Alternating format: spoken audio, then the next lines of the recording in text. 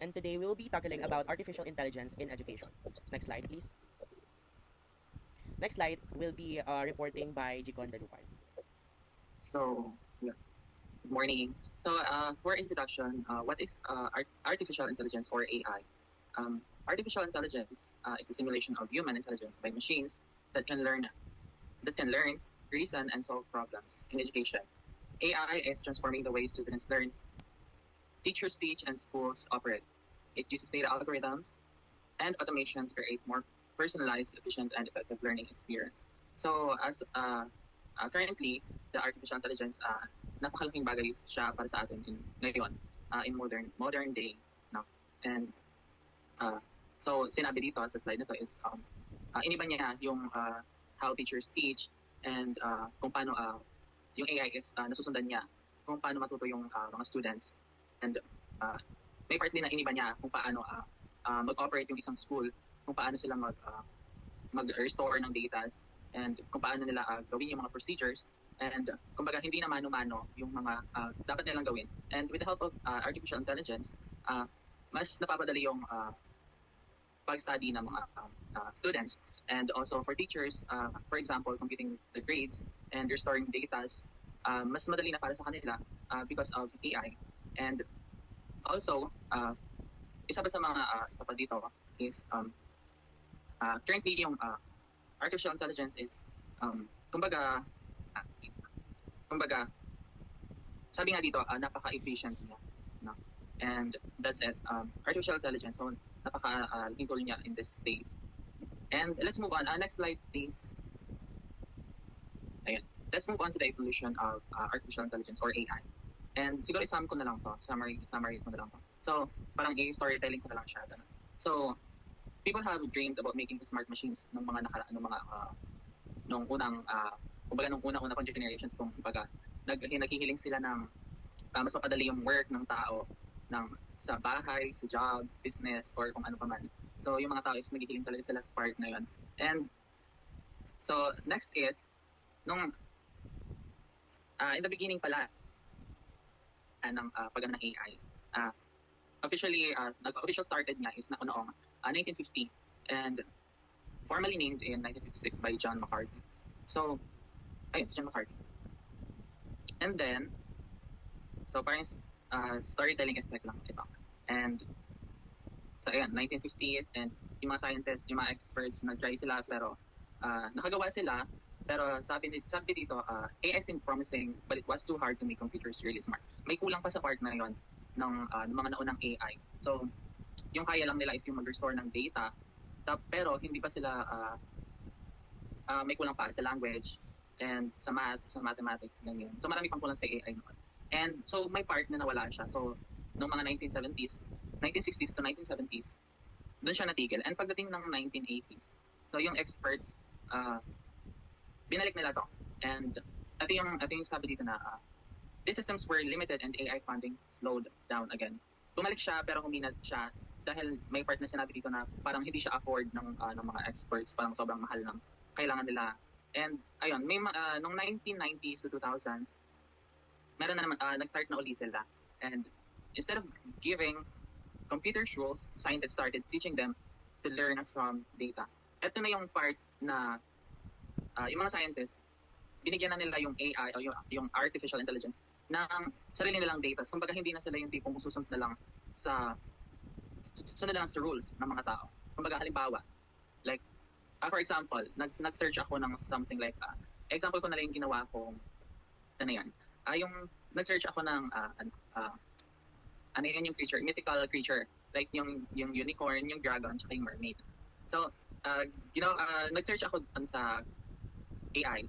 Tapos, ayun, nabigay nila yung visual, kasi nabigay sila ng visual sa akin about sa creature, about sa creature. So, napaka-advanced niya kasi, I mean, ano tama ba yung term? Napaka-advanced. Kumbaga basta na wala sa imagination ko yung binigay ng AI. Ayun. So, asa na ako? Anong part na ako? So, ayun yung sa 1990s and 2000s. And pagdating ng 2000s, ayun, doon na sa 2000s, doon ayun, doon na-invent na mga expert na lagyan yung AI is marunong na siya in terms of sa language, mathematics, and basta marami pang iba kung ano yung naaano natin ngayon. So, patagal ng patagal, pa-improve din siya ng pa-improve.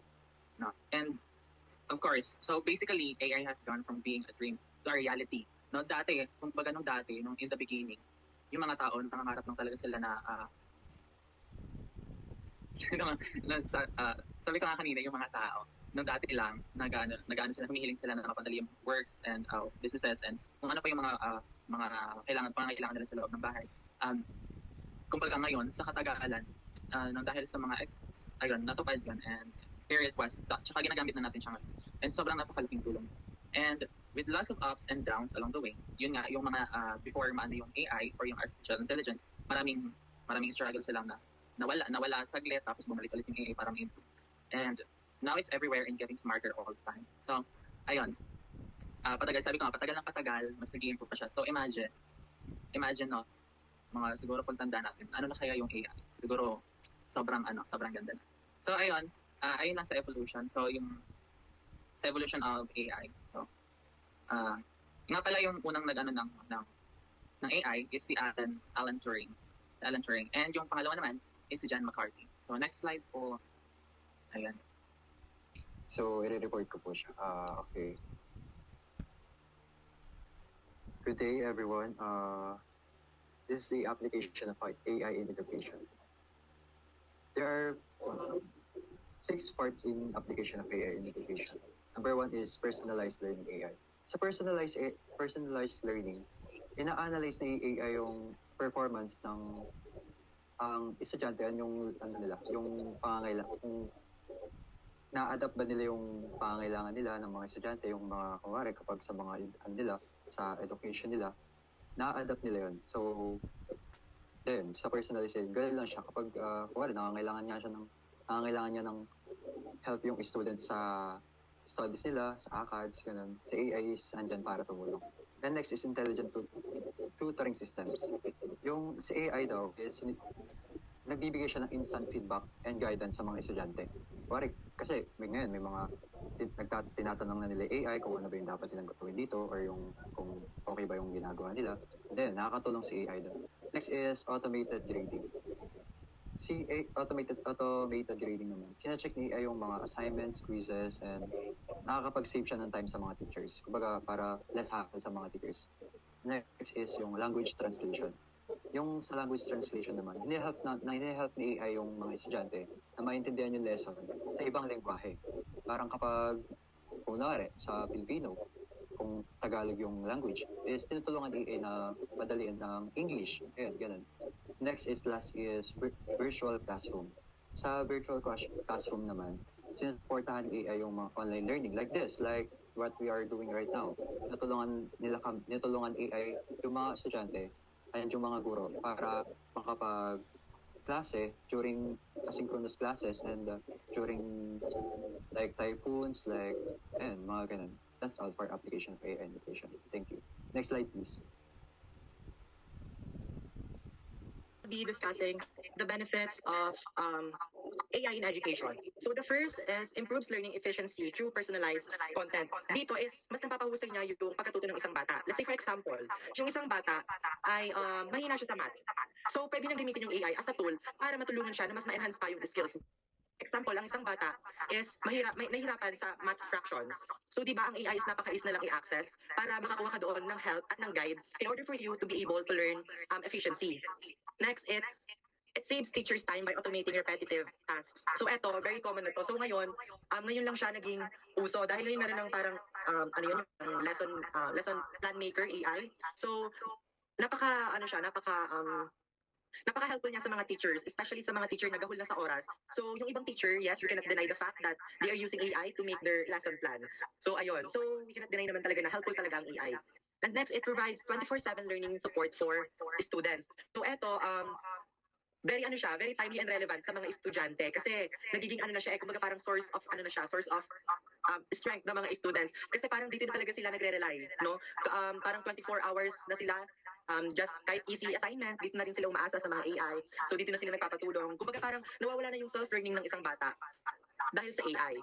Next, it enhances inclusivity by helping students with disabilities. So ito meron tayong mga AI tools na nakakatulong sa mga may disabilities gaya nung speech to talk yata yun. I'm not sure if I am not mistaken. Please correct me. Basta may ganung tool na nakakatulong siya sa mga disabilities.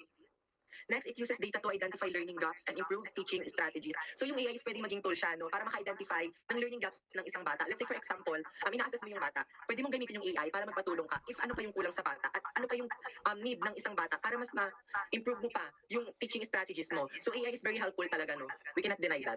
And next po, So next po is high cost or the challenges of AI in education po. First one is high cost. AI tools and system can be expensive. So as we all know, there are different types of tools when using online such as cell phone, laptops, and those tools is very expensive, especially pagka po iba't iba siya ng brand. Second one is data privacy. Collecting and storing student data must be secure.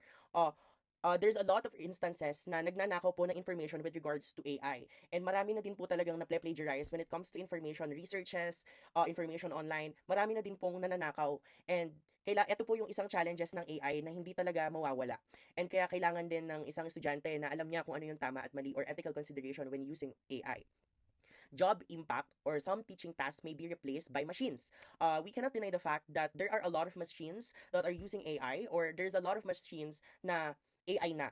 And sometimes, parang meron na ngang na-invento na AI ang nagtuturo sa mga bata sa isang country. So, ito yung challenges natin when it comes to AI. And the last one is dependence on technology. Over-reliance can affect critical thinking and human interaction. Ito yung sinabi ni Justin kanina na kapag ka nag-rely ka lang sa AI, parang nawawalan na yung isang bata ng isang critical thinking just because they think that there is AI. Parang nakarely na lang sila palagi sa AI, hindi na sila naniniwala sa sarili nila. It's because they think AI is always right. Ayun lang po. So, next slide. Okay. Now let's move on to the future of AI in education. So for the first one, more advanced AI tutors that understand emotions and adapt teaching styles. So dito in the future, mas marami tayong matatalino or mga advanced na AI na tutor na kayang maintindihan yung mga damdamin ng ng mga estudyante at syempre para mabago na rin yung para na pagtuturo. So next is AI integration in all classroom for real-time feedback and analytics. So dito para mabigyan na mas mabilis na feedback at para matulungan na rin yung mga guro para mas mapadali yung pagtuturo nila. Syempre para masubaybayan na rin ang pagturo sa mga estudyante. So for the third one is global collaboration through AI-powered platforms. So dito para naman matulungan yung mga estudyante mula sa iba't ibang bansa, gamit yung artificial intelligence. For the last one is increased focus on ethics and responsible AI use in schools. So dito, para mas marami aralin dito tungkol sa tamang paggamit or responsibleng paggamit ng artificial intelligence.